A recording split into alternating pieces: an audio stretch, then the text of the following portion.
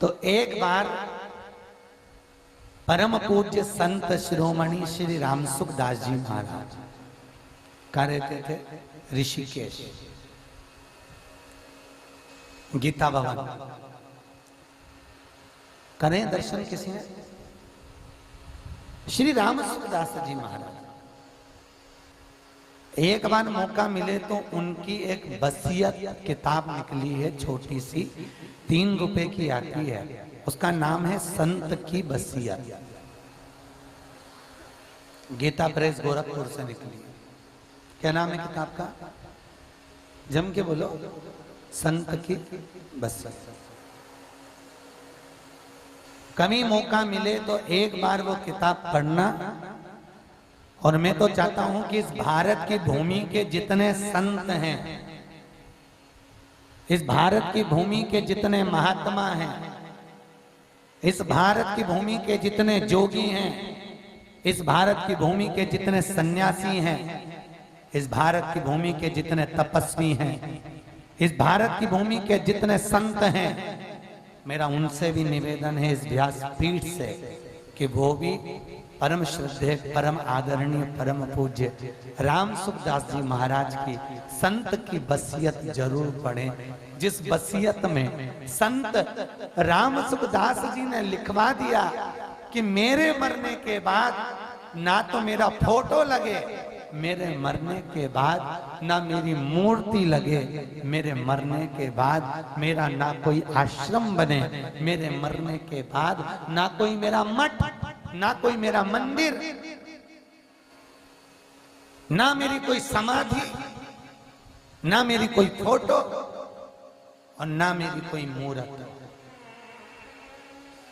रामसुख दास जी महाराज ने अपनी वसीयत में लिखा, मेरे मरने के बाद मेरी पूजन करने की जरूरत नहीं है।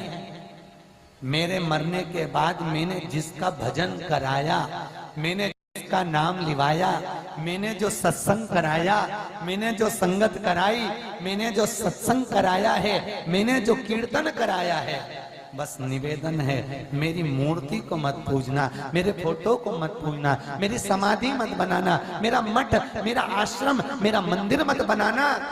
बस एक काम करना, मैंने जो भजन कराया है वो साथ में बैठकर भजन करना, सत्संग करना, संकीर्तन करना, नाम जाप करना, स्मरण करना।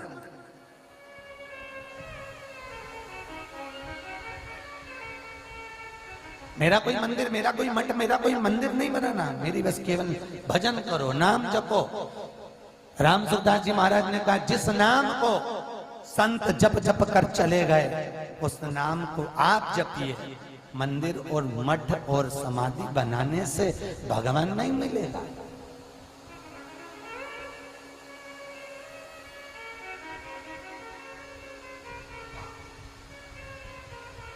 और आज के जमाने में क्या होता है, जो मर मर के चले जाते हैं वो अपना मठ बना जाते हैं, या अपनी मूर्ति स्थापित कर जाते हैं, या फिर अपने को पुजवा जाते हैं। ना पूजिए, श्रद्धा रखो मन में, भाव रखो मन में, और भगवत भजन में तल्लीनता कि कलयुग केवल नाम आधारा। तुलसीदास जी कितने चतुर थे, उन्होंने रामचरितमानस में राम नहीं लिखा, कहीं लिखा कि कलयुग केवल राम आधारा। तुलसीदास जी ने राम नहीं लिखा। कलयुग, तुलसीदास जी को मालूम था कलयुग आएगा तो अलग अलग पंथ हो जाएंगे, कोई राम जपेगा, कोई शंकर जपेगा, कोई देवी जपेगा, कोई जपेगा, कोई कुछ जपेगा। तो तुलसीदास जी ने लिख दिया कलयुग केवल राम नहीं, नाम आधारा।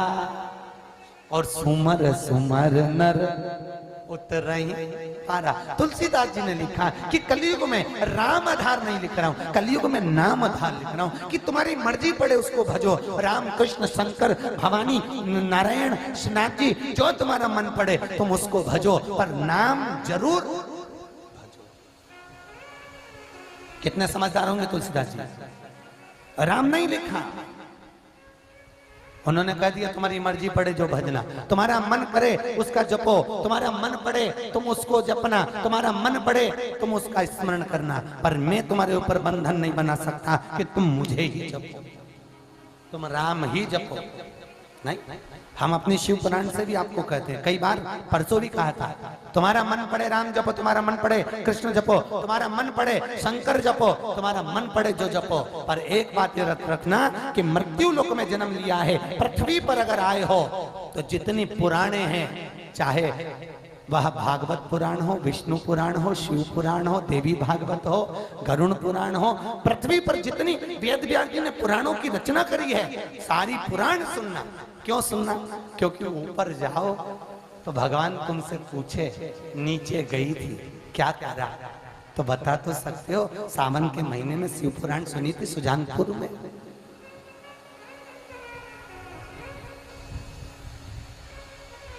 कह तो सकते हो।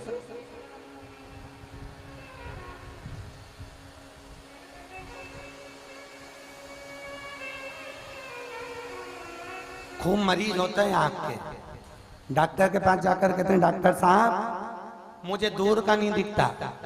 डॉक्टर साहब ने उसको टेबलेट दे दी, दवाई दे दी, आंखों में डाल लेना, ले। डॉक्टर साहब मुझे अभी भी दूर का नहीं दिखता। डॉक्टर ने उसको एक चश्मा लगा दिया, लगाया कि लगाया। फिर कोई मरीज गया, डॉक्टर साहब मुझे पास का नहीं दिखता। डॉक्टर साहब ने उसको भी चश्मा लगा दिया। फिर एक मरीज गया, उसने कहा डॉक्टर साहब ना मुझे दूर का दिखता है और ना मुझे पास का दिखता है।